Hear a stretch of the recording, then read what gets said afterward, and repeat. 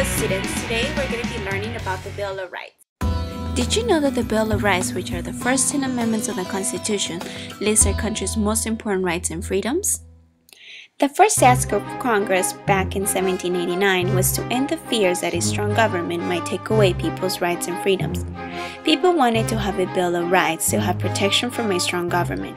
For that reason, the Founding Fathers decided to write the Constitution.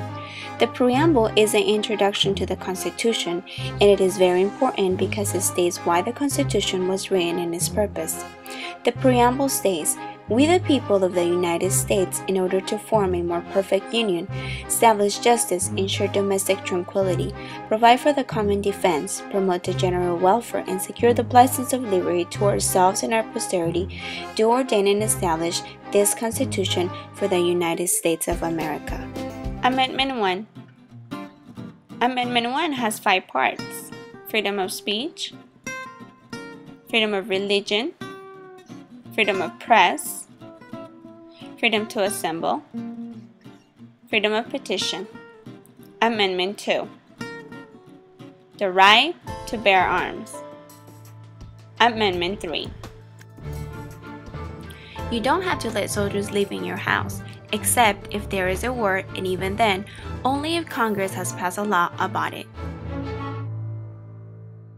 Imagine our lives without Amendment 4. Okay, who is it? It's the policeman. Please open up. Well, what can I help you with, officer? Been a robbery nearby. I'm gonna need to search your home. Okay, well, do you have a warrant? I have been called to search all these homes in this block, so I'm gonna need you to let me in. Okay.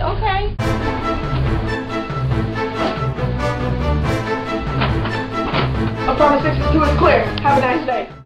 Amendment 5. You have chosen the grand jury clause. No person shall be held to answer for a capital or otherwise infamous crime unless on the presentment or indictment of a grand jury. On a side note, the entire Fifth Amendment is in one sentence. Did they know when to use punctuation? So what that means is that if someone is accused of a crime, they cannot be convicted unless the evidence has gone by a grand jury. This is pretty straightforward, I think. If you're tried for a crime once, you can't be tried for the same crime again. Welcome to the self-incrimination clause. This means that you can in no way be forced to speak.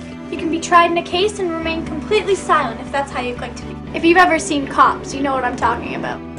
The Due Process Clause. The government cannot hold you against your consent without going through the proper steps of the case. So things like notifying those involved of where and when the case will be held. Amendment 6. If you are arrested, you have the right to have a trial pretty soon, and the government can't keep you in jail without trying you. You also have the right to a lawyer. Amendment 7. You have the right to a jury when it's a civil case, a law case between two people rather than between you and the government, that involves a money issue for $20 or more. Amendment 8. The government can make you pay more than is reasonable in bail or in fines, and the government can order cruel or unusual punishments. Amendment 9. The Ninth Amendment establishes this guarantee. The enumeration in the Constitution of certain rights shall not be construed to deny or disparage others retained by the people. This is a catch-all amendment which grants rights which may have been overlooked in the first 8 amendments.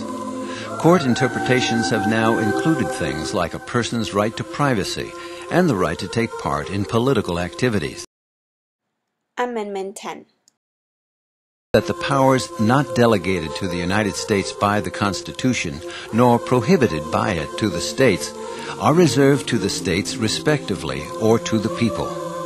This is a final guarantee that the federal government will not and cannot take away personal rights.